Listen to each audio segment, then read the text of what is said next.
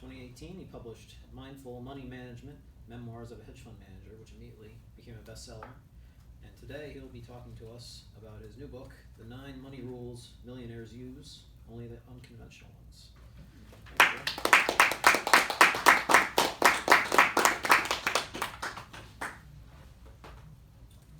Raise your hand if you would like to have less money. Raise your hand if you would like to have more money. And raise both hands if you want to hear the secrets to having more money. As you heard from Nick, my name is Joel Solomon, and I'm a prosperity coach. And I teach people how to become financially free, so they don't have to work if they don't want to. So what's a prosperity coach?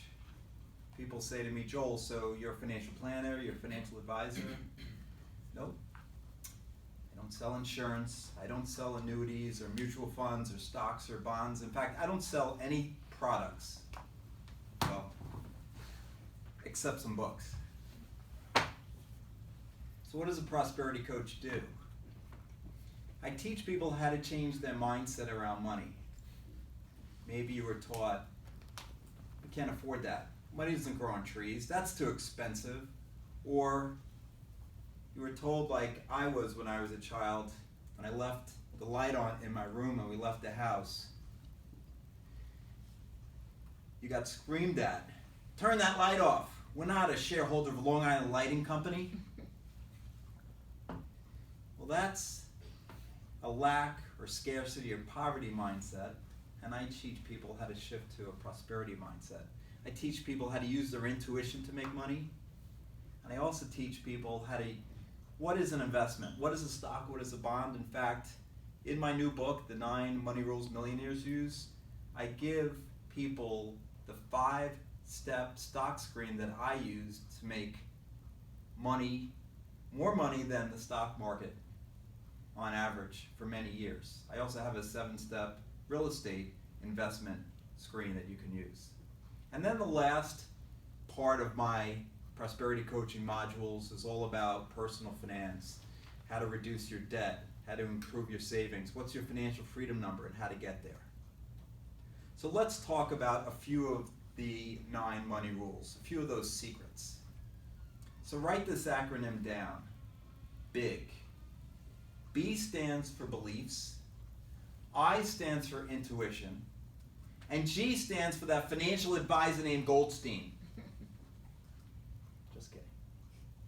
G, today we'll do 2 G's, giving and gratitude.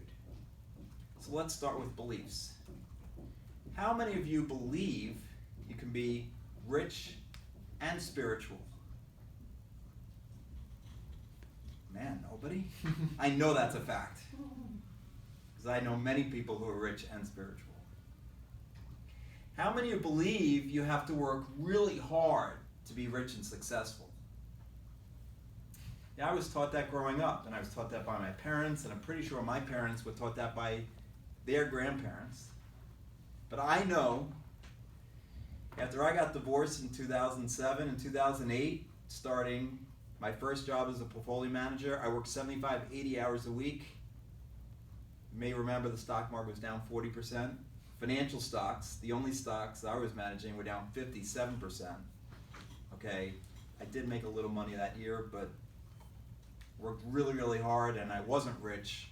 Some may say not too successful. And in 2009, I cut the number of hours I worked by half. I had fun with my kids. I even went out on some dates.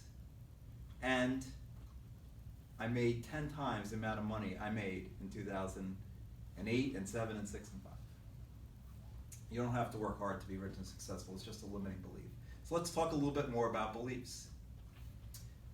2 guys buy Bitcoin. Anybody hear of Bitcoin? November 27, 2017. The first guy, he's done all his research. He's read the white papers. He knows he's got to make money on Bitcoin. The second guy, well, he got a tip from a buddy of his who says, dude, get involved. It's up 8 times this year. I know it's going higher. He's like, oh, I don't know. It seems speculative. Now, on a scale of 1 to 10, the first guy's a 10. He has absolute faith. He knows he's got to make money. The second guy, he's a 1. He pretty well knows he's going to lose money. So they both buy this Bitcoin at $8,000, and a few days later, November 30th, 2017, it's up at $10,000. They both made 25%. The first guy says, see, I told you I was going to make money on Bitcoin. The second guy says, I hope it doesn't go back down. And a few days later, it's back down at $8,000. And the first guy says, this is the best buying opportunity out there. And he buys more. And the second guy, he sells. He is so grateful he didn't lose money on Bitcoin. So I tell my clients, write down your level of belief in each existing investment you have and each potential new investment. And if you're not at 8, 9, or 10, don't go there. Because what's going to happen is you're going to be buying when you should be selling, or selling when you should be buying. So anybody remember, what does the letter B stand for? You guys are a smart audience. And I stands for intuition. And I will tell you, as a former hedge fund manager, if I didn't trust my intuition, I either lost money or I made less money. So my clients ask me, so Joel, how do I develop my intuition? Well, use it like any other muscle. You go to the gym, you do some curls to develop your bicep. So develop your intuition by using it every chance you get. How? Say you're in Manhattan, you're on the subway platform. The local train is sitting there, but the express is coming in just 2 minutes. What do? Express, local express, what do? Trust your intuition. I play this game with my kids every time I go on vacation. When the hotel, there's a bunch of elevators. Don't look at where it is. Which one's coming first? Use your intuition. Use your gut feel. Figure it out. So, let me tell you a story. Every Thursday morning I have my kids and I take them to school. And we have options. We could take the local roads, we could take the highway, or we could hitchhike. And generally, my intuition is telling me to take the highway. But this one particular morning, it's all backed up with traffic. But my intuition is still telling me to take the highway. But my intellect says local roads. So we go local. And immediately my stomach's in knots. Because I hear the sirens, I see the flashing lights.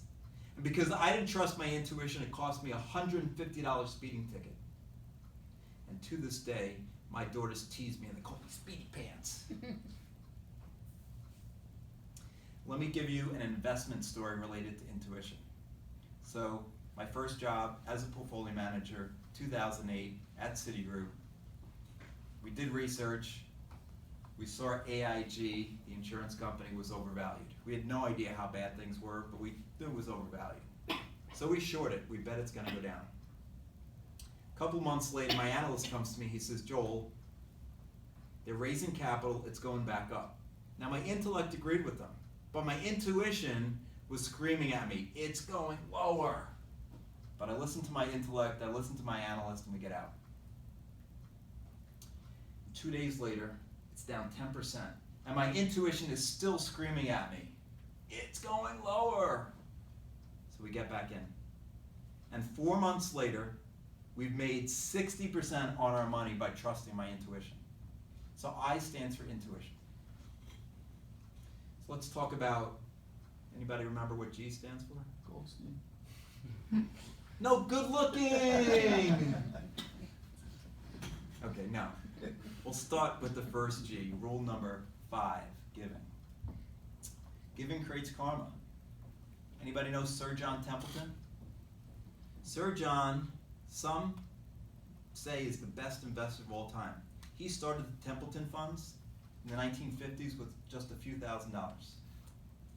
Those funds were sold to the Franklin Mutual Funds for almost $1 billion in the 1990s. He said he hadn't met anybody who hadn't given at least 10% of his earnings to charities each year over a 10-year period who didn't have massively more wealth at the end of the 10 years than at the beginning. I know what you're thinking. Joel, if I give my money away, I have less money, not more. How does that work? Well, let me explain. Money is energy. And by putting that energy out into the world, it must flow back to you. The other thing that happens when you give is you get this feeling of abundance and prosperity. You feel that you have plenty to spare and share. Bless you. But giving doesn't have to be just about money. You could give to a place in need. You could give your time to a place in need. Maybe you have a special talent. You could share that with the world. Maybe you're passing by a stranger. You could smile or give them a compliment. You could even give maybe an additional time to your favorite charity. Giving can indeed change the world. Let's talk about one more rule, and then if anybody, I'll go through some of the other rules if anybody wants to hear about some of those others. We can talk about those too. But let's talk about gratitude. So this is how the 9 money rules millionaires use starts. It's 105 degrees. It hasn't gone down since you left.